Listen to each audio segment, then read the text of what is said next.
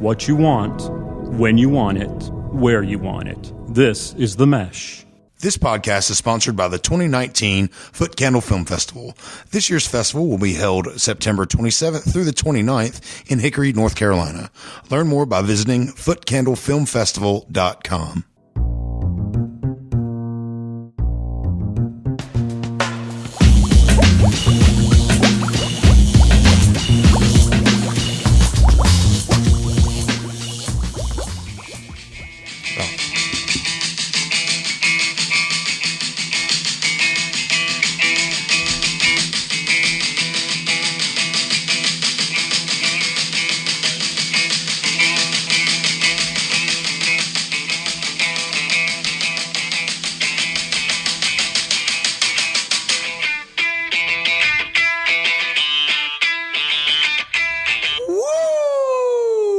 Welcome to episode 15, volume 2 of the number one podcast for all of the UFO hunters in this world. Big fan. I am Chad Easton. I'm a big fan of shooting stars, NHL playoffs, and the reopening of Pelican snowballs on Highway 321. It's a cool treat. I'm Hank Eimer, and I'm a big fan of luscious green grass that gives hope before the summer heat destroys it. Surgical masks that hold off gagging amounts of pollen, and Tuesday lunch breaks at Fenway. Oh, wow. Do we have a show in store? Man, I felt the energy right when you started. How about that intro? That Can't Stop by Red Hot Chili Peppers. If that does not get you jacked up, what else? I feel it today. This is going to be a show. This is going to be a show. Well, Hank, you're coming into the studio bright-eyed and bushy-tailed. Does that make sense? That too. Bright-eyed and bushy-tailed, coming hot right off the airplane, straight from Boston, Massachusetts. Yes. There's a gleam in your eye, my friend. Oh, it was great. It's a gleam. It was great, and it was awful weather. Yeah. And this just tells you when you're ready, set to have a good time. Weather's not going to throw a curveball at you. You're going to go in there and you're going to have a great vacation. You're going to have a great trip. And boy, was it a good one. It's a bucket list checkoff. Check. So let's reintroduce the audience to what we're referring to here. You surprised your son with a trip to one of the most famous ballparks in the world and one of the most fantastic cities in the world, Boston. Right. And got to see the Red Sox play at Fenway. Yes. So take us from the start. Okay. How did you surprise him? How did it go down? Okay, so Friday night, my guy, he's kind of thoughtful every once in a while. And so Friday night, we got an early flight. We got to get up at like 6:30 to get ready. So I'm like, it's like 9:30. Spring break has started. Right. I'm like, hey, buddy, let's get in the shower. Let's, Friday night, let's get ready for bed. And he was like, why? I don't have anything to do tomorrow. What do you got to do? We don't even have baseball tomorrow. We don't have anything. Dad, chill. Yes. I'm going to stay up till 11. I'm going to play some Fortnite. We may watch a movie, hit some Sports Center. We're going to get up early tomorrow and sit in the bed and watch it. And I was like, man, that's tough to beat. Yes. But we may have a lot to do tomorrow. I don't know, but we're going to put ourselves in this position. We might have a whole big old day tomorrow. Mm-hmm. So he goes to sleep. We pack. We have to creep pack. Secretly pack. Oh my! Are you secretly packing his bag too? I packed it. Okay, he's already packed, right? And he was complaining that day. He was like, "I can't find any pants." So it started raining. I had to go get his raincoat out of his bag. I'm like, "Stay there." So it was great. But early that morning, Ray and I take showers, get ready, get everything ready. We wake him up, and we're like, "Hey, buddy, it's like 6:45." He's like, "What are we doing? Wait, why are you in here? What's going on?" And I was like, hey, get dressed, brush your teeth, let's get in the car. Mm-hmm. So we get in the car, and he's like, where are we going? He's like, it's too early to go anywhere. He was like he turned it into like Sherlock Holmes. And I was like, we're just going to drive maybe 4 hours, see what's over there, and then drive 4 hours back. And he was like, that seems like an awful trip. Why don't we have a plan? And he tried to make it not fun, right? Love this kid. Yeah. So we start going, and when we get to the airport, he's like, are we flying somewhere? Has he flown before? Yeah, he has. Are we flying somewhere? I was like, we're at the airport. We're in long-term 2. I would imagine we're going to do something. Come on, Sherlock Holmes. Right? Let's put it together. So then he starts getting a little bit like, I thought this is where it was going to derail because he's like, are we going to Hawaii? he's thinking like great trips, like top of the line trip. I was like, we might have a little trouble. So we go in, and he is guessing everything. He's like, Hawaii, Portugal, Greenland, he's South Carolina. Where are we going? So we get in there, and that kiosk where you check in, yes, boom, destination Boston. He was like, we're going to Boston? What are we doing in Boston? Who are we going to see? Are we going to Fenway? Oh, wow. Are we going to Fenway? Oh, so we just beam with pride right there. Oh, man, absolutely. Great. So at that point, we break to him, we're going to Boston, and we may see a game. Yes. Right? So we fly in. We see my sister who lives outside of Boston. She picks us up. We see her Saturday and Sunday. We have a great dinner with them. It's terrible weather, so we can't do anything. And it's Easter Sunday, so you can't do anything. She takes us into Boston on Monday, and we have Monday and Tuesday to ourselves, right? Yeah. So we stay right in Back Bay. It's a great area. It's a beautiful area to walk and eat, and all the history and everything. But it is torrential downpour, so we're taking Ubers like everywhere. So supposed to go to the game that night. It gets canceled. So we are eating dinner, and we're going to these shops that Harris wanted to go see. He kind of is a sneakerhead. My boy is. Yeah, he's got the LeBrons, right? Yeah, he's kind of a sneakerhead. So, these big cities got they have stores called Sneaker Junkies. Oh, wow. And they got stuff like Bodega and stuff like that. So he wanted to go check out all these places. So we had a great time. Any good food? The restaurant you went to that first night? Anything spectacular? Yeah, so got a recommendation called Stephanie's, which was great.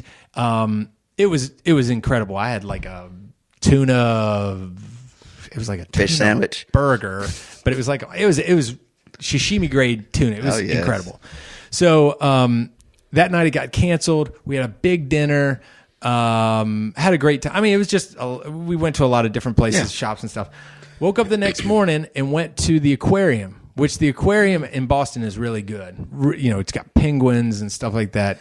Does it have whale sharks? Does not have a whale shark. It does not have the Atlanta one. Okay. Does not have the Atlanta one. But it was a good one all the same. Okay. So we go there for 2 hours. We wake up early, get there at 9, go to 11. At 11 o'clock, I look at my wife and I look at my son, and I realize, I want to give my son something special. But this is my time. This is what we're getting ready to do is kind of about me right now, because I've wanted to go to Fenway a long time, right? So it's not that I'm a Boston fan. I'm a baseball fan. Right. I mean, I like Boston, but I'm a baseball fan. Right. So we get in the car and we go from the aquarium. We get towards Fenway, and it is energy. Yeah. Energy. People what time around, is this? This is so like lunchtime? 11:30. Yeah. Okay. Game starts at 1:05. We get to Fenway at 11:30. We walk in, people milling around. And so every game there is sold out, at Fenway. But they had postponed the night before, so people that had to work or kids that were in school, they didn't get to go to that game. So there's probably 20% that were not there. Yeah. So it made it nice. That park is so tight and intimate and quirky. It is amazing. Like when you're in the concourse, it feels like you're in an old, college environment. I mean, it's funny. Like getting ready to go, let's say like Carter Finley. It's old before you're getting ready to walk into where the ball game is going to take place. Like old refreshment stands, the concession stands, like old school. Right. They just took out the troughs in the bathrooms. Yes. Right. Yes, exactly. So first of all, they walk you through the team store. Okay. And let me tell you something about me. I am frugal, okay? I question every purchasing decision, okay? You put an MLB logo on that, one of everything.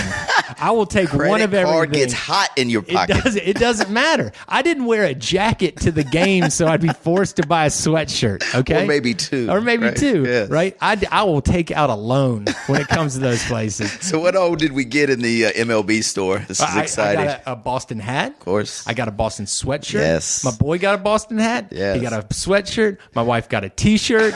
I'm sure there were some other things. Maybe a robe. Did you get a Boston robe? One of our good friends say, good thing they don't sell Boston Red Sox pants, because I would come out with them.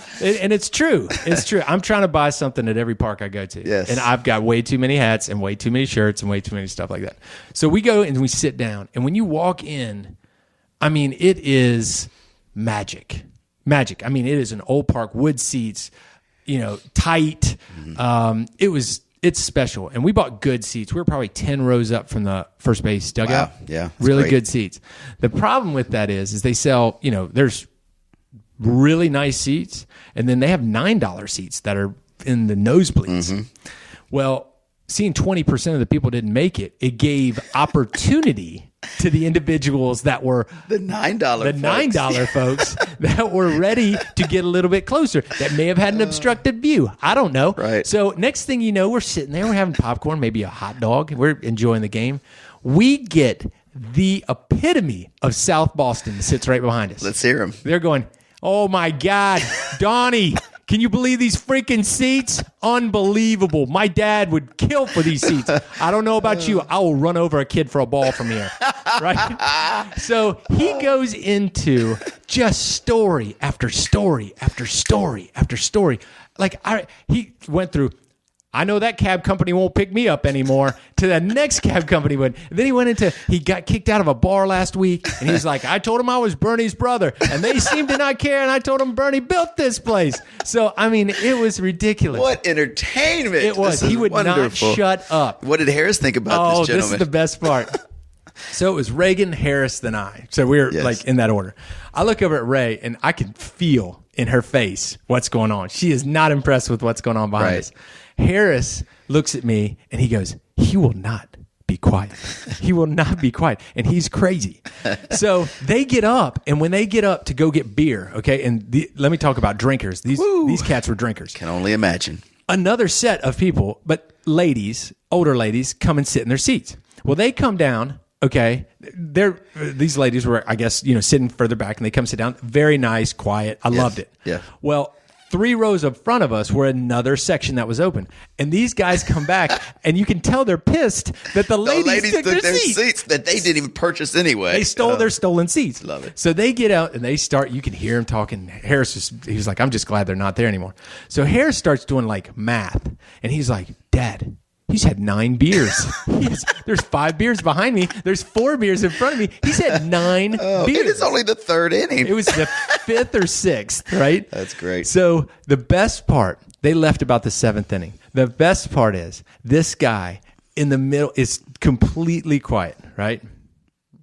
He goes, NOMAR, GARCIAPARA, GARCIAPARA, GARCIAPARA. Hey, NOMAR, GARCIAPARA. So he starts chanting this, Yes. right? And everybody around us starts laughing, right? And going on. Then he starts chanting for the Bruins because they were playing that night. Right. It was a comedy show. Unbelievable. In there. But Let's get him on the podcast. Let's get You him get his on the card? podcast. Oh. But it was, I mean, the stadium's quirky and it's cool and it's nothing. I would love to go there again. Yeah. That and Wrigley are the 2 that you got to go to, and I haven't been to Wrigley, so I've got that one off my list, and I'm sure I got a Cubs sweatshirt coming Of to course, me. Cubs robe. Yep. So tell me about the Green Monster, because that's what you think of when you think of Fenway. So on television, it looks just massive. Is it massive in It's person? massive. Is it really? It's massive. It's and it's funny because the walls are all different angles, and it's just a hodgepodge of crap. Yeah. Right. Yeah. But you see the people up there sitting up there. There are 3 home runs hit, and How do you get that seat? I've always been They're curious. expensive. Oh, I'm sure they They're are. expensive. No, you can buy them. You can through StubHub. How cool. And they were expensive, but it was amazing to watch a game in that atmosphere because, the players are so close. Every time the first baseman came off the field, he chucked a ball into the stands. Every time there's a foul ball, there's this guy, he was probably 40, and he would chuck it into the stands. And they were so close that it was like everybody on the bottom level was standing up Have a saying chance to ball, get that. and had a chance. Yeah, kidding. so it was incredible. So when you're there this past weekend, the Boston Bruins were playing the hockey playoffs, NHL playoffs. You had the Celtics playing the NBA playoffs. Yep. And you had the Boston Red Sox series with who were they playing? The Tigers. The Tigers. Man. Yeah, and the How exciting. Celtics weren't at home. Yeah. Because I looked at those, and the Bruins were at home. The Bruins tickets, those things are insane. How much? They were like $200 for like the least expensive ticket. Really?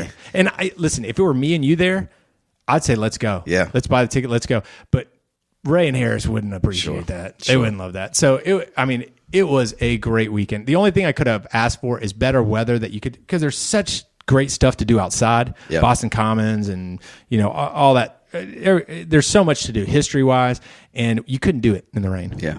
Well, look at it this way. It was cold, so you were able to get a sweatshirt. If it wasn't cold out there, you would have just come back with a normal T-shirt. T-shirts. You know what I'm saying? Come on. Sweatshirts, This bro. guy gets Hoodies. it. This guy gets it. Are we on the same page, We're on brother? the same We're page, on the brother. same page. Well, I'm so glad to hear that trip went well, and I can just imagine Harris's delight when y'all pull into the airport and he realizes that you're going to Fenway or Boston and doing all that fun stuff. How great of a story is that? We're glad to have you back. I'm looking at a picture right now of Hank and his family right near that sweatshirt. And that sweatshirt and his hood and his brand new hat with the sticker still on it. Congratulations, Eimer family. We're glad you enjoyed yourself. Yes. So, Hank, we started this podcast off today, and I mentioned that the Big Fan was a hit amongst UFO hunters, right? And I've told you my adventures with alien sightings. We've talked about that in previous podcasts. Have we talked about it? Yes, we talked about it's it. dominated my life for the last few months. I want to tell you something that happened on April 4th, Oh, God. 6:58 a.m. 6:58. 6:58 a.m. Documented. Is this Tuesday? What day is this? This would probably be, I think it may have been a Tuesday. It was a Tuesday or Wednesday. We need that X-Files music going on in the background right now. Thank you. So, after all my 3 alien sightings in March, the train disappearance, I told you about that one. Yes. The people who put their hood on while school is letting out and disappearing into thin air. Your neighbor coming over for a drink knowing you're awake. How strange, how odd. Well, on April 4th, 6:58 a.m., I'm walking my dog, Koa, who's doing very well. Actually, he was neutered today. Oof. Sorry, brother. Yeah, sorry, Koa. He was so happy in the car, too. Like, had his head hanging out the window. And then we get to the vet, and he just gives me that look like, you son of a bitch. Yeah. He knew what was going knew what was on. up. So anyway, Koa, I hope you're doing well. Pick you up here in about an hour. But anyway, I'm walking Koa, and my little trek that I take a left out of our house, and then I take an immediate left, which is maybe just 2 houses down, and there's a hill, and at the top of the hill, the whole sky, it's lovely because there's no trees there, and I can see the whole sky. And at 6:58 in the morning, there's still stars out. You know, it's like dusk. Mm-hmm. And I always stop because Koa pees right there, and I always stop and I just look up because it's just beautiful. It's peaceful. Mm-hmm. And Koa's doing his business, and I'm looking at the sky, and all of a sudden, Hank, this is unbelievable. I'm at the perfect spot at the perfect time.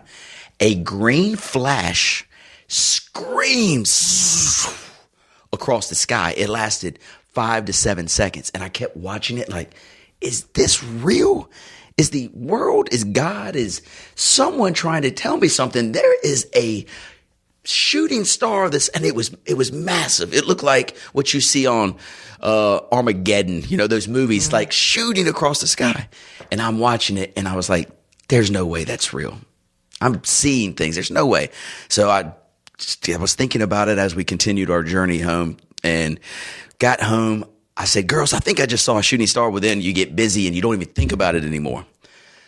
So at the end of the day, I was walking Koa at the evening time and came to the same spot and was like, oh my God, I want to go online and see if there was really a shooting star, or was my mind playing tricks on me? Mm-hmm. Sure enough, I Google green streak in the sky. Beep, beep, beep, beep, beep, beep, beep. All these sightings, pop, pop, pop, pop, from Alabama to South Carolina, 6:58. A green meteorite. What day was this? April the 4th, 6:58. Look it up right now. I looked it up so I would have some documentation here. What were you doing Monday night? Green streak in sky, April 4th. Well, it says 6:50 a.m. here, but you know, we're 6:58 in my mind. Sightings from Alabama to Virginia. Over 400 sightings reported by 7:30 a.m. April 4th, documented. I saw a shooting star. And it just goes along with this thing, that these things that are happening to me, Hank. I'm seeing these things that normal people are not seeing. What does that mean, Hank? Well, if you look at the American Meteor Society, they talk about blue-green fireballs that are having a big activity in April. Okay. Yes, exactly. And So- I saw one. I was happened to be at the perfect spot at the perfect time to see Wait a minute. this. Are you? So now you're cool that this is a meteor? You're just trying to sell us on the fact that this was an alien. Who knows what it could be? Well- It could be a meteor. It could be an alien. It could be a comet. A satellite. I'm just saying, I keep seeing these things in the sky and surrounding me. What is the world trying to tell me? What is Fireball the uni- over North and South Carolina Thank on you. April 4th at 6:50. Thank you, Hank. It's a meteor. Okay. Have you seen a meteor? A green flash screaming through the sky? No. I have, Hank. We started I this have. discussion that there are UFO activity. Yes. This is an event. You're Weird- exactly right. Weird phenomenon just happening to me. The universe is talking to me. So again, Oh, it's saying something. play the X-Files music again. Thank you. I just wanted you to be aware in case I don't show up one day Oh, we're all hoping. that the CIA might be taking me to Area 51 to run some tests on me. That's all I'm saying. If they've got questions, it's about your liver. How's that guy still pulling this off? How is that guy still alive? He is an alien or a machine. Let's hope that you don't get abducted. Let's hope, my friend. Let's hope. So, That's great. Some other just crazy news, and the reason I'll bring this up is because you and I have fantasized about this for a long, long time. I know that sounds pretty gross that we're having fantasies together, but the fantasy I'm speaking of is the lottery, my friend. Oh my gosh. And if you read the news, do you still read the news? I don't read about the meteorites. You don't. And the reason I say, do you read the news? I read a newspaper every day. This lady at lunch today said, do you know you're the only person that ever comes in here that ever reads the newspaper? Everybody else is looking at their phone, messing with this, messing with that. No one reads the newspaper. Hank, that's where I get my news. You probably get yours off Yahoo. Or off my phone. I mean, just, news, Yes. the app. Well, grab a newspaper one day and get. I think this is a plug for your job. Well, that's the other thing. Yeah. So she said, why do you read the newspaper? I was like, well, I work for a printing company. We print things on paper. I'm keeping that tradition alive for as long as it will last. I'm killing it one click at a time. There you go. Thanks, Hank, for supporting Deluxe Printing Group. Been around 45 years. Family business.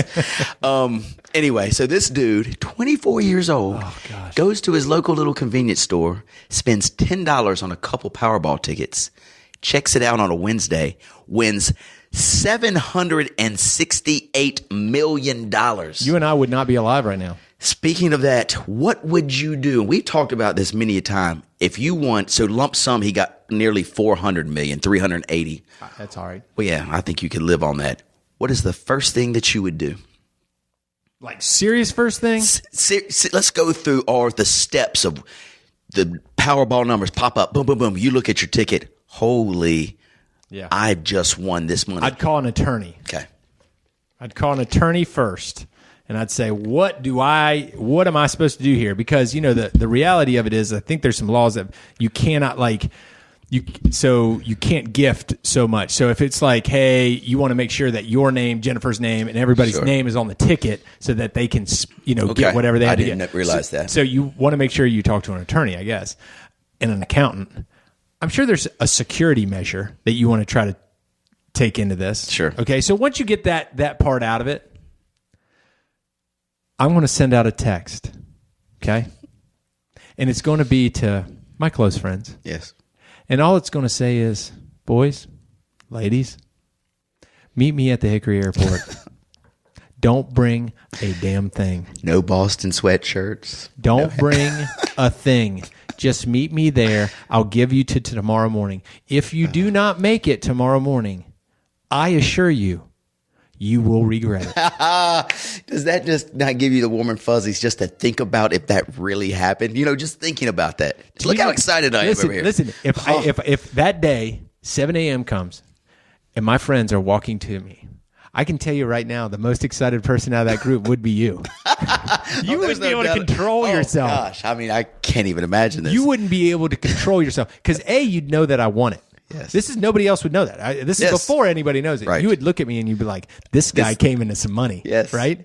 I know and then what's you going on know here. that we are getting ready to freak out. Would the freak out last for a week. Are we talking about a weekend? 2 weeks? Do we all disappear for a year? Forget our jobs. I'm not Our putting family. putting you up. I would say 2 week minimum. Yes, 2 week minimum. 2 week minimum. Interesting. Okay. And the destination could be wide array of places. It could be Vegas. It could be an island. Maybe it'd be several places, right? Maybe we hop. Yes. Maybe we pop. Maybe we hop. Maybe we go to Bora Bora and we get some of those huts. Come on. Maybe we do that. What a dream. Maybe Man, just land on the water. I hope you win the lottery. I know. So I do much, too. So much. You know what? I would Please win, And Hank. you know what I'd try to do just to get it out of my system? Yeah. I'd see if I could spend $20 million in like 6 hours, just to see if you know what I mean? Just like because I'm a frugal dude, and I know I'm going to put out of the $400 million, I'm going to have $350. Yeah. It's somewhere, Yes. and I don't know where, and I'm going to have really smart people help Yeah. me do that. But I'm going to say, you know what? I got to get it out of my system. Here you go. Let's Major do it. League Baseball store. Here we come. Here we come. I'll take it all. Do I have that scarf? Do I have that scarf? I need that scarf. I need it now. Yeah, but I mean, Stat. I would have to get some therapy. Yeah, I when love it, comes man. How about you? So, you and I, we vibe the same way. I would definitely have a blowout travel somewhere. Just a match. I might rent a huge cruise ship and then invite 3,000 people. And so Cruise ship. That's awesome. Yeah, I might buy a cruise ship, and we'll rent one for a month, and then whoever can just hang out on the cruise I don't know ship. what the market is on selling a cruise ship after we've been on it for a month. Destroy that, sink that bad boy after we're on it. But anyway, and then when I start thinking a little bit more conservative, I definitely want to do something for my friends it's not party related. So I've thought about, I pay all my friends' mortgages off. Yeah. You know what I'm saying? Like, all right, your mortgage is gone, your mortgage is gone, your mortgage There's one on 15th Avenue. I hope you don't forget about. Yeah, so we just take care of mortgages for all of our dear friends that we love dear. And then, I would hope they wouldn't expect anything. So I throw a party, Lord, I no. pay their mortgages off. Now, guys, we're still going to hang out and do all the things that Yeah. we do, but I'm not buying you a plane or anything. You know what I mean? So that's kind of what I would do. We're on the same page. Yeah. So it's interesting. So this 24-year-old man who won this $400 million, he had less than $1,000 in his bank account. He said, well, I guess I need to get a financial advisor. So he says this to the media. Can you imagine all of the people that are trying to get their little grubby hands on this poor 24-year-old dude who Unbelievable. doesn't know anything about finance? Unbelievable. Yeah. I mean, I hope he gets some good people around him. I hope dude. he does too. Next thing you know, we'll see him in 2 years, side of the road.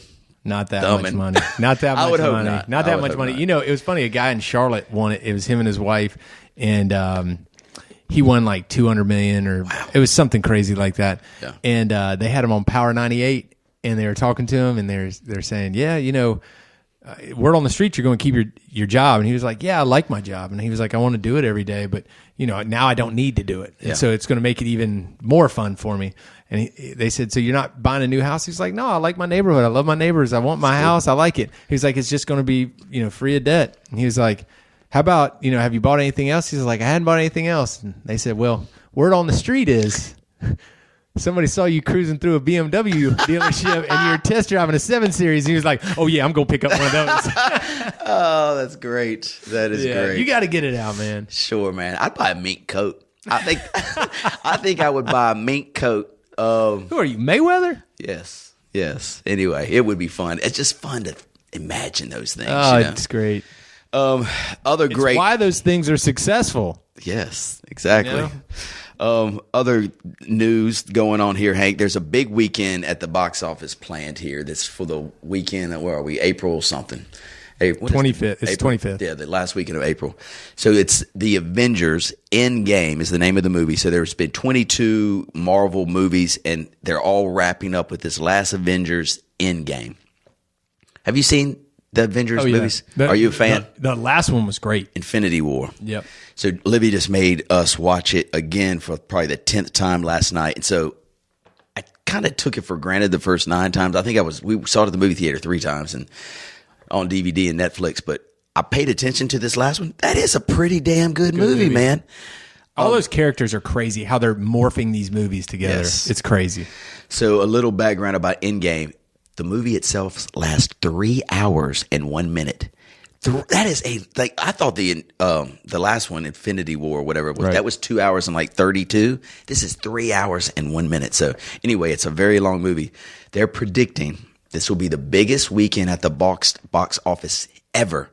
This movie could do 260 to 270 million in one weekend. The first place right now is the Star Wars. Gosh, I wish I would have brought it up. It's the Star Wars. Not the old ones that we're used to. The new Star Wars, new first one. The new first one. That holds the record. I think it did 210. So anyway, they're thinking this is going to blow it out of the water.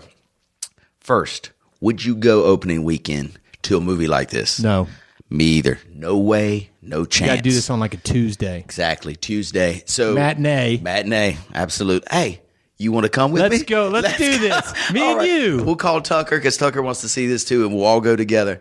But it's interesting. So pre-sale tickets, they've sold out 8,000 theaters. Pre-sale. So the movie's not even out. They've already sold these tickets. Could you imagine going tonight? No. It opens tonight. Could you imagine? Tonight. Midnight show. You will see people dressed up like Groot. I'm Groot. And then all these other little characters. Oh, it's going to be crazy. As long as you don't bump into Thanos or a dude dressed up in fat Thanos. Fat, bald Thanos. Oh, that Thanos. Ooh, he was a mean mother. This podcast is sponsored by Jackson Creative, a custom communication agency located in downtown Hickory, North Carolina, specializing in online content creation. To learn more, visit thejacksoncreative.com. Jackson Creative. We tell your story. Staying on the movie theme, because we did get some correspondence from our listeners that they like when we talk about movies and things deep. I like movies. So was there a movie as you were a child growing up that you saw the preview or you talked to your buddies that they were hyping up that you had to see opening weekend? The world would not go on unless you saw this movie. Do you recall an infatuation with having to go see a movie when you were little? We talked about it a little bit before we came on here, and Return of the Jedi was like, and you know, the Star Wars ones we were so young when that first one came out that the follow-ups to those were like mind-blowing. Right? But if we're away from that one, like, so Return of the Jedi is the one that I think of. Oh, that's my gosh, mine too. That's the one that stands out. Like, got to be there. Got to watch it opening night so we can talk about it with our friends. Back to the Future. Yeah, that was another one that I remember seeing it and seeing the flying car and being like, this is going to be incredible. Yeah. One that is close to home now because we have kids, and you know, of course, we go see all the movies. But Finding Dory, because my kids love, or is it Finding Nemo? No, it's Finding Nemo, but the new one. Dory. It is Dory, something like Dory. They love Nemo so much when they heard that there was a sequel to it, the Dory movie. We were opening night in line, ready to go see that flick because you know the kids they see everything. When we were little, I don't remember going to the movies much when I was little. I remember going on a weekend when we got a little bit older. Oh, we were teenagers and stuff. That's a different story. Trying to hold a hand every once in a while. Get a little shoulder, put your arm around her, you know, bring her in close. I remember I went to every movie from about 13 till 15 until you got your license. Absolutely. And I remember seeing some duds. I mean, some bombs. I don't remember seeing them then. Yeah, because you don't go to the movie to really watch the movie. I specifically remember Mannequin. So when I was in 8th grade, I went to see Mannequin 3 Friday nights in a row, brother. 3 Friday nights in a row. Mannequin. Same person. You go. They could be a couple different people. Oh, God. I was getting ready to say, how'd you convince her to see it 3 times in a row? You didn't. Do you remember? So tell me your lineup when you were at the junior high, early high school when you went to the movies. So the Crown Cinemas where we would go. Yep. Right. So after the movie, there was a Godfather's Pizza. Yeah. So we go there. Same thing. And there was a Walmart or a big Kmart. Kmart was right there. So you go to the Godfather's Pizza, hang out with your homeboys and their girlfriends and all that stuff. Maybe pop over to Super K, walk up and down the aisles, just see what's going on, and then mom and dad come pick you up about 9:30ish. I do remember running the gauntlet and going to the movies and being like, "Hey, I don't like anything here. Let's walk to the terrace." Oh my gosh! And it was like going through. Do you remember that corridor you have to walk through? Tree line, dark. Listen to this one, Hank. This is crazy. We're at Godfather's. So let's tell our audience here. Yeah. The 2 theaters that we'd go to were roughly half a mile apart? Half a mile walk Maybe from each even other. less than that. Maybe a quarter of a mile. Yeah. Right? But you had to walk through 2 parking lots. Yes. And across a road that was deep in the woods. Deep in the woods, very dark. There was no street lights right there, just very dark. And I'd say the little tree-lined area we're talking about, it might be only 50 yards or something, but it's dark and it's covered by trees. And the only way to get to the terrace is you have to walk through this little corridor of darkness. Yo. So I'm pulling out of Godfathers. We're doing the same thing. Some of the people that we went to the movies watched the movie at the Terrace. Some of us watched the movie at the Crown. So we were kind of meeting back. Well, the goal was to meet back at the Terrace. So we walk through the corridor of darkness. We get to the Terrace. Some of my buddies were like popping off, like running their mouth to some dude that was driving a car. No. Listen to this. So we're 8th grade. Running their mouth, blah, blah, blah. The kid might have been 16, 17-year-old, just got his license. Revving up his engine, all this stuff. And then somebody said something, and then someone's like, he's got a gun. Oh. So now we're running back through the corridor of death to get back to the Crown away from the 17-year-old who probably doesn't have a gun, but is trying to scare us. Fastest I've ever run in my life, Hank. From the Terrace to the Crown Cinema. I believe it. I believe it. It's scary stuff over there. They knocked that building down. Terrace is no more. I know. What's down there now? A bigger street. That's it. Debris? Yeah, so all there is. Nothing good down there. Oh, I love it. They knocked down both movie theaters. Oh, you're right. That's right, because Crown's gone too. Yeah. What a shame. What a shame. A lot of memories there, buddy. A lot of memories, which leads us perfectly into our next segment, Hank. Let's do it. Memories. Memories. So, we've talked on our podcast before about some of our memories. Our first memory when we were as young as we can remember, mine was in 5th grade at a Halloween party where Michael, I can't remember his last name, he was a 5th grader, invited me to the party. Oh, yeah. I dressed up like a fireman. I cried the whole time, but Michael was there to comfort me. And why we were friends, I was in kindergarten, he was 5th grade, I have no idea. But I'll never forget that memory. What was your first memory? Do you recall?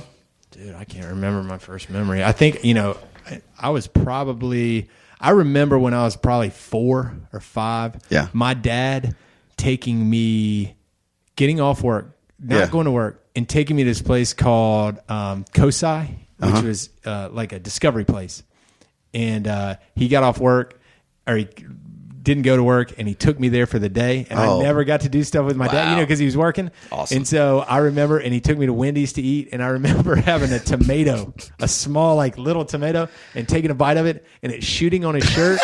And I thought, I'm going to die here. Sure. This man's going to kill me. And I just ruined the day. But he laughed, and it was a great day. That's probably one of the first memories. Isn't that wonderful? Because it takes you back to that place immediately. That's why memories are so special. And that's why this next segment, Hank, is very special.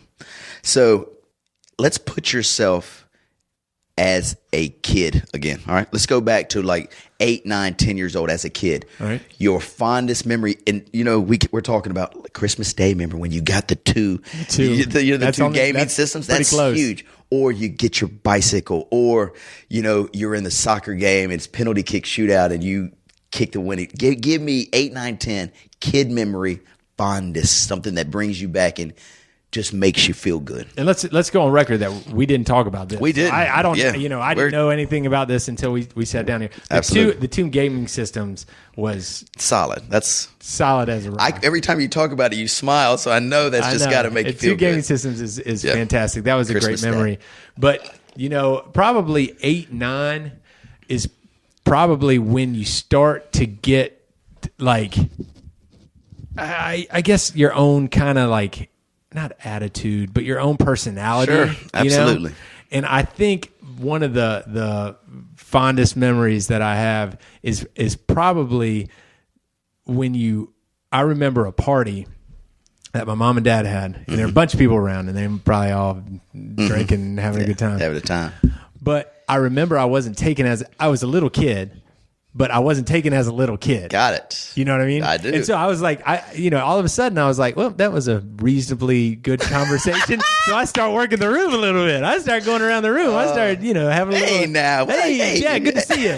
Hey, Betty. Hey, can I get you another drink? Oh, I love it, buddy. Nice sweater over there. But I remember that party. I went from like, all right, I'm not a little kid anymore. Yes. To, this is a reasonable thing to do, is to have these conversations. So it was I remember that fondly, and I think that's funny. Now, it's probably because they were drinking and having a good time, but. That's great. I mean, I can anyway, I don't want to mess with your memory because that is just fantastic, but I can see you, working the room as a little 8-year-old. My fondest memory. I think I did a Reagan impression. I think everybody loved my Ronald Reagan impression. Do it again, Hank. Do it again. Bob, you got to hear his Reagan. Janet, come in here. My 8, 9 year old memory. So my fondest is, I was a really, really shy kid. I'm talking about real shy. Like at school, I was always very quiet. I would get good grades, but I was kind of like a nerd, like a little geek. I played a lot of sports though. And so I was an athletic little geek. And so I never really showed my friends the real me because I was so quiet, timid. Mm-hmm. So in 8th grade, 8 years old, I remember being on this soccer team in Wick Dunlap. You remember Mr. Dunlap? He was Kobe's daddy. Kobe's dad.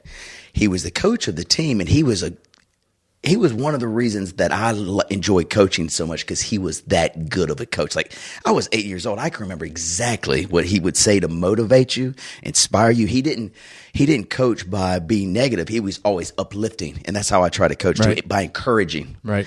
And so when I came, so I had played peewee soccer, and I was a good little soccer player. And, just like we're coaching today, during the draft, what kids are coming up, you know who they are. Like you hear, all the coaches are talking about them.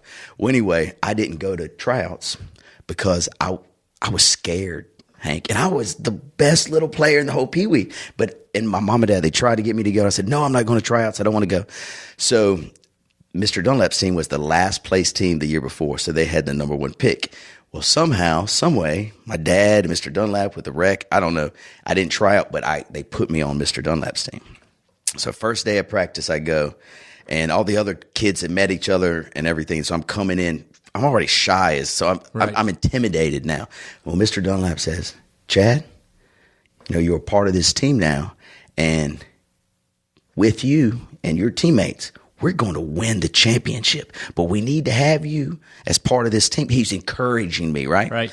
So with last place team the year before, didn't win a game. We go through the season. We're competitive, don't win the regular season, but we're playing in the tournament. We make it to the finals. Mr. Dunlap's encouraging our whole team the whole year. Like, this is where we started. Look at where we are now. Mm-hmm. Same speech I give my kids. Probably you do too. Penalty kicks. He says, Chad, you're going to be the last kicker because if it's tied, you'll make the winning kick.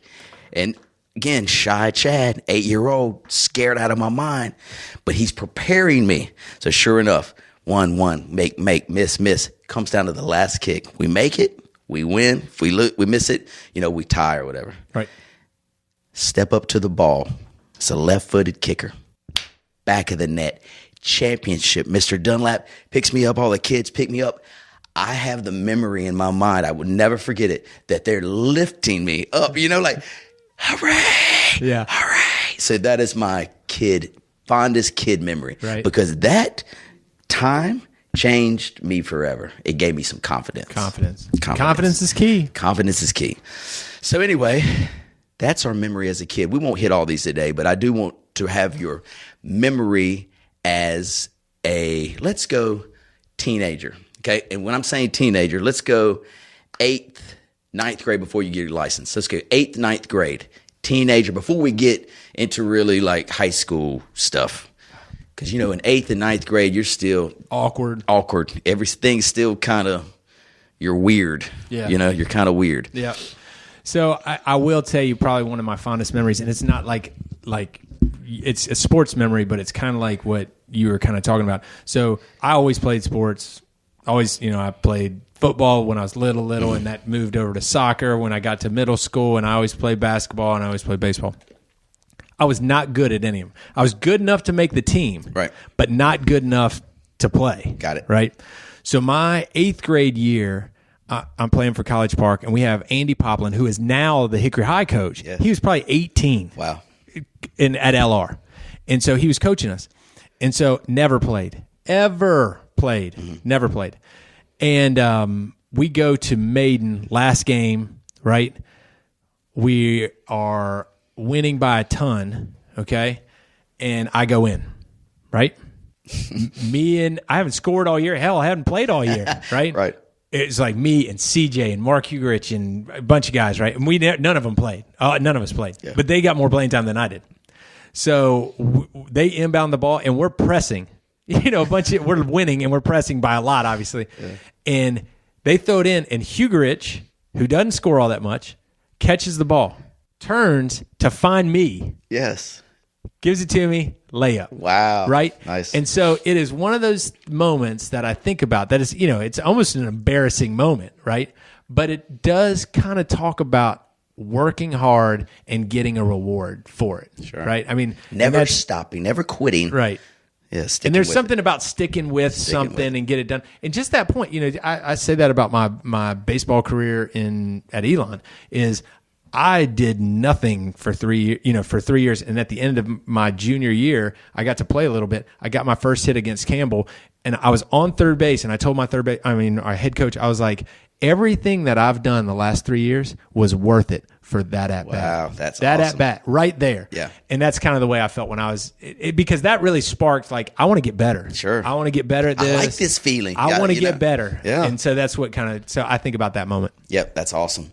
My memory, and this is so vivid in my mind because this is the moment that shy, timid Chad. It's based on all gaining confidence in sports and all this other stuff in the years past, but this is when it all came together, and I said, I can't be this little quiet kid because it wasn't me. I can't be this quiet dude anymore. 7th grade, Grandview dance. Yeah, I like where this is going. 7th grade, Grandview dance. What grade? How old are we when 7th grade? Like 12, 11, something like that. So I love music. Ever since I was little, my mom and dad would play Motown records. Music was a huge part of me, but no one knew it except my parents and my brother. Because that's all we would do. Jeremy and I had a little record player. We would just play vinyls of, it'd be Michael Jackson and Kool and the Gang and just everything. And we would just sit in our room and play music. But when I'd get to school, I wouldn't ever talk about music. I wouldn't talk about anything except school. So anyway, 7th grade dance, 2nd semester.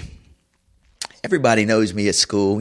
Chad's a good dude, good athlete, smart kid, but again, just quiet fellow. Go to the dance. Prince is playing. And I remember sitting down in a chair, and Prince is and all the girls out there dancing. Some dudes are out there dancing. And there's me just sitting down. Well, my toe is a tapping, Hank. It's just a tapping. I can't remember exactly the Prince song. It might have been like Little Red Corvette or something. Well, all of a sudden, I cannot contain myself anymore. So I leap from the chair that I'm sitting, go immediately to the middle of the dance floor, and just start dancing. Killing it. Dancing, and I can dance. But nobody knew that I could dance. I remember the looks. So I'm dancing, and I'm like, don't stop. I don't care what people think about you. 7th grade, you care about what people think. Absolutely. I did not care. I said, this music has got me. I can't stop. Just do it. And if they laugh at you, who cares? Just do it. I'll never forget. I'm kind of dancing. I got my eyes closed, and I would open my eyes every now and then. And people are turning around looking at me like, what in the hell? Who is this? Where is this coming from? I'll never forget Gigi Farr, who's a dear, dear friend of mine. She's like, yeah, Chad, go, boy. And so she gets up there and we start dancing. Next thing I know, I'm in the middle of this huge circle of mostly girls dancing. Yeah. You know what I'm saying? Never forget it. And so from that moment, I just told myself, dude, don't hide this stuff. Let it out. People will like you for you. You don't have to hide behind anything. Let it out and go for it. Since that day, that's how I've lived my life. I just go for it.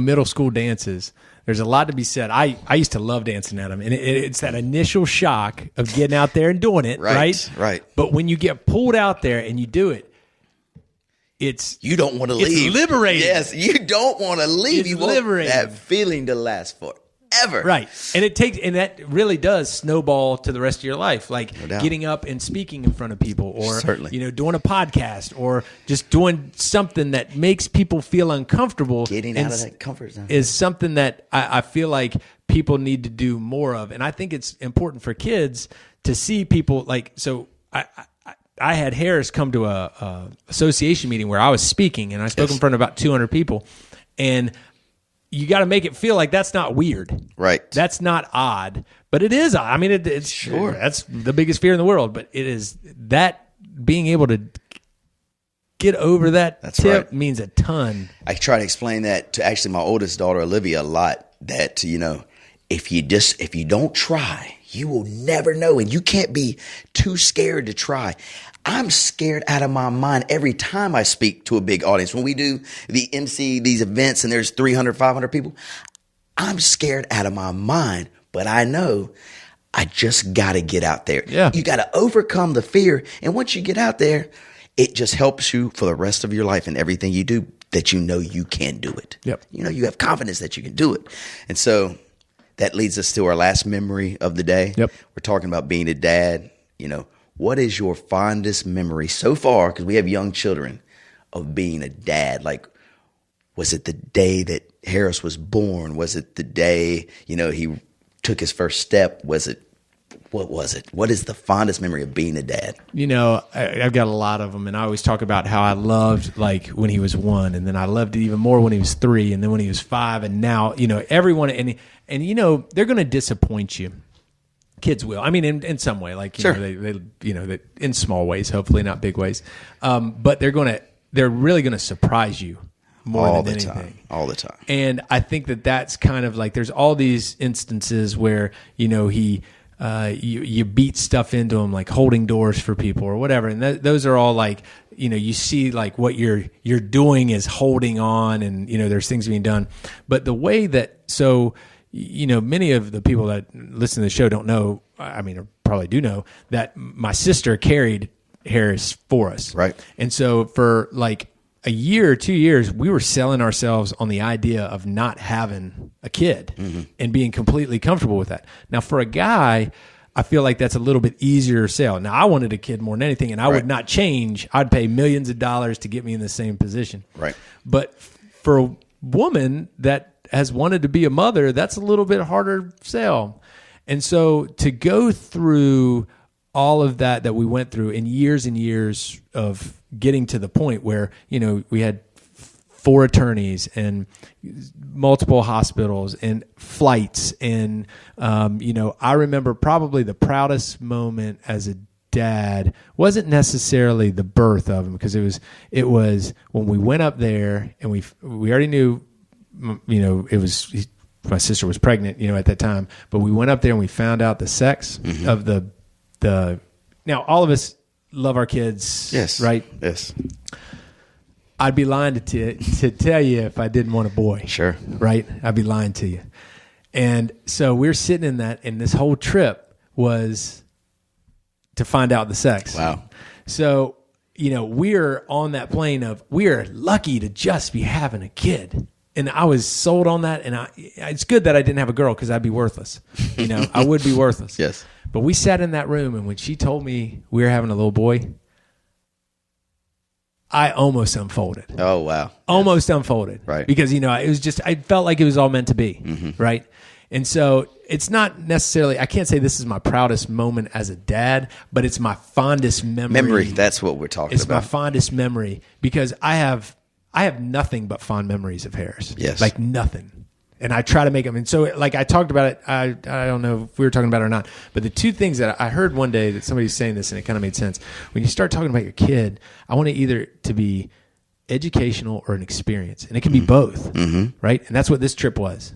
It was a little bit of education. It was definitely an experience. Right. But if it's, a skin on Fortnite, or a stupid, whatever, something stupid that doesn't really mean anything, let's skip that and let's focus on doing something. So I cannot tell you like one moment with Harris that I'm saying that's my fondest, because I love them all. Sure. I love them all. But I remember when we found out that we were going to have them, I found out, when he was born was amazing. But when I found out it was a little boy, that was pretty.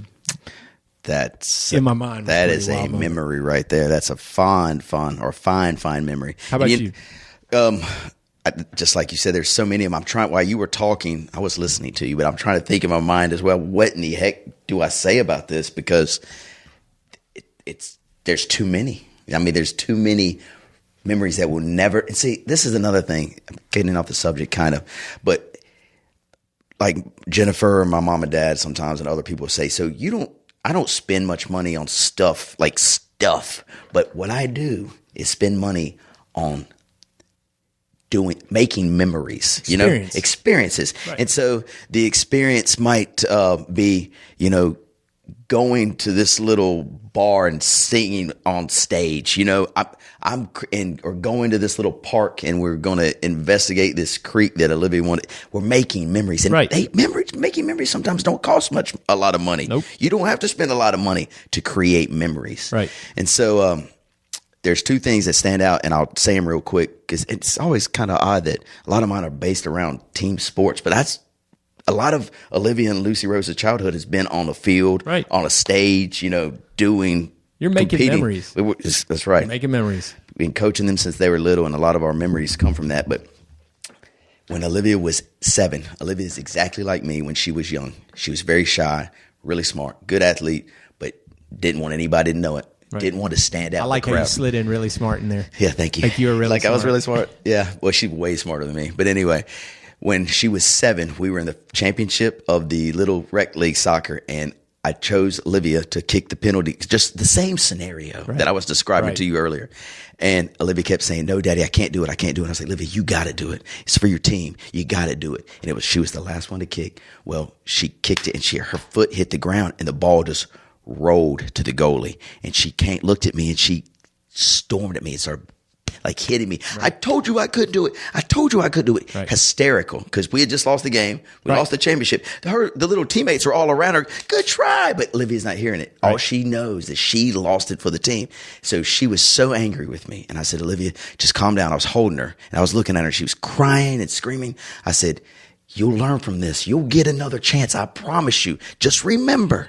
Remember this feeling." And so, how you were saying, when you got to third base, everything was worth it, right? Yep. And it made you want to work harder so you could feel more third bases. You could be on third base more often.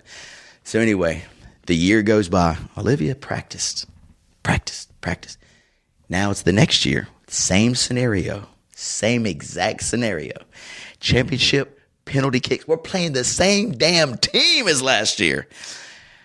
Put the people together that we're going to shoot the penalty kicks, and Olivia's the goalie as well. Olivia's phenomenal. The best season of soccer of her life was this year. And she had stopped a bunch anyway. I said, "Olivia, you're going to kick 5." And I said, "You got this." And she said, "I know I do." Oh, yeah. Olivia stops a couple. She's the last kicker. Back of the net. Championship. Nice. And so now she's running instead of screaming and trying to hit me. She's coming up with a hug. Right. Like, "We did it." Right. What a feeling. I'll never forget that. That is ingrained in my memory. And a bunch of our friends were at that game too, and they talk about that. It was just awesome. So that's for Olivia. And for Lucy Rose, this one's interesting because Lucy Rose was always kind of growing up a little bit in Olivia's shadow. Lucy Rose was really quiet, but had all these attributes, but nobody would see him because she was Olivia's little sister. Like, she would just tag along. Everybody taught, "Oh, Olivia this, Olivia." Right. So Lucy Rose had to grow in Olivia's shadow a little bit when she was little. Well, Lucy Rose excels at competing. She's a competitor. She has a heart that burns fire. She wants to win and succeed and be the best she can. Well, she knew that that myself and her mother, Jennifer, would like to dance. And so Lucy Rose said, "I want to start," because we always dance around at our house. She said, "I want to dance." So when Lucy Rose, I think she was 4 or 5, Jennifer got her in all these dance classes. And then before you know it, we're at a real recital. To be quite honest, I would never really go watch her practice or anything, but it's her first recital, and she's on stage, and I'm like, "Oh gosh, what am I in store for?" I don't even know if she can dance really good. You know what I'm saying? Yeah. So she gets up on stage in front of 500 people, her and her little girls, and on her team, and just shines like a diamond. Like, if you were in that auditorium and see what Lucy Rose was doing on stage, so she's 5, she's in front of all these people, doesn't matter. It's her and that stage up there. Yep. And she shines like a diamond. And you could tell, she's my daughter, so of course I think she's the best. But everyone that looked at her, if you were looking at this stage, you were like, now that girl's got it. You could just tell. That's what people would think when they're looking on stage. And so just to see the little Lucy Rose come out of the shadow and be on that stage and shine, and she ain't looked back since then. 5 years old, boom. Damn, sky's the limit for that girl. Right. But that's my fondest memory of her, is just shining like a diamond. Yeah. 2 good ones. Yeah, very, very good. I love going down memory lane, buddy. Going down memory lane. So anyway, thank you to the tennis girls who actually said, Hank and Chad, they told me this, Hank, your podcast is awesome.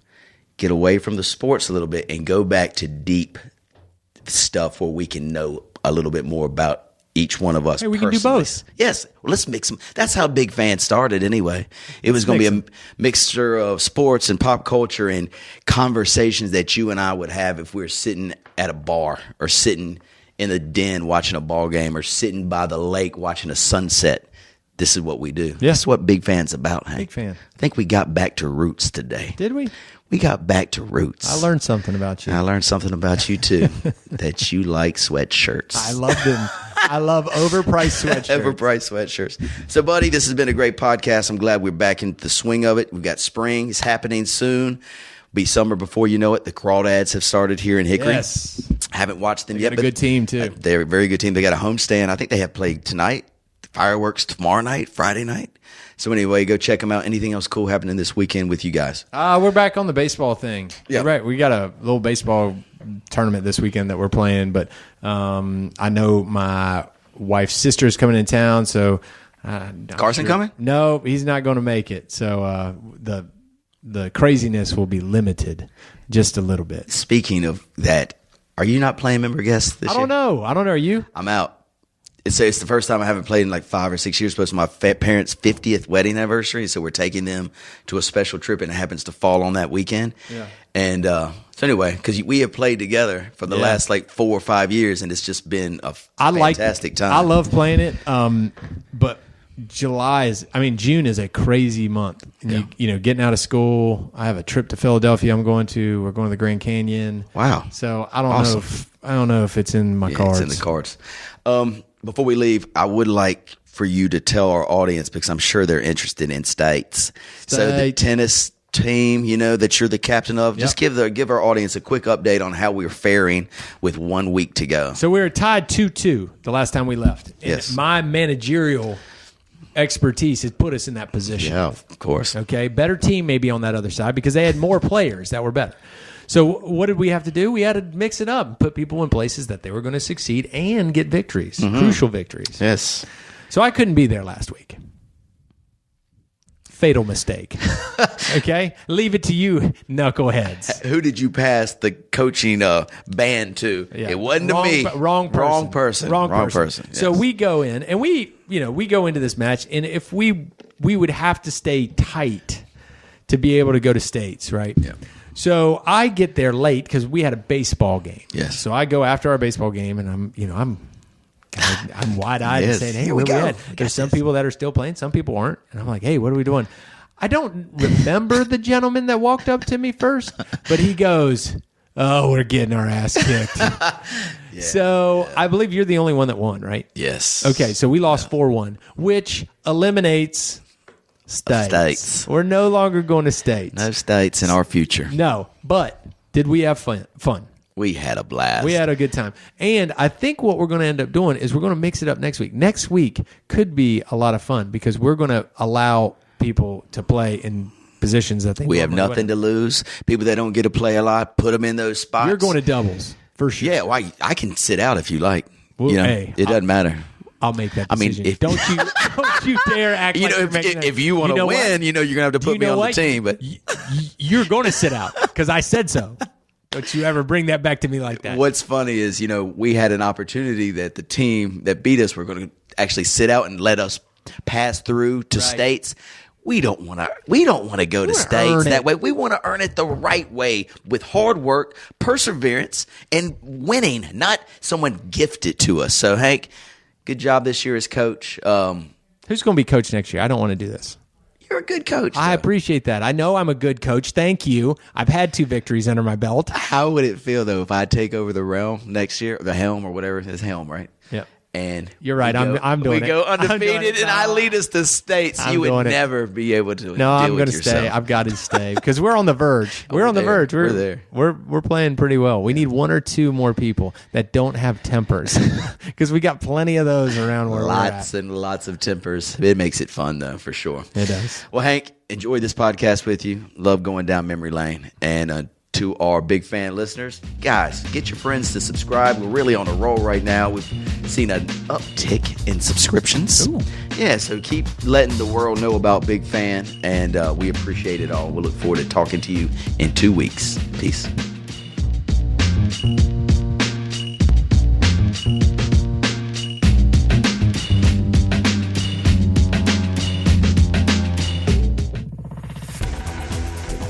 You've been listening to The Mesh, an online media network of shows and programs ranging from business to arts, sports to entertainment, music to community. All programs are available on the website as well as through iTunes and YouTube. Check us out online at themesh.tv. Discover other network shows and give us feedback on what you just heard.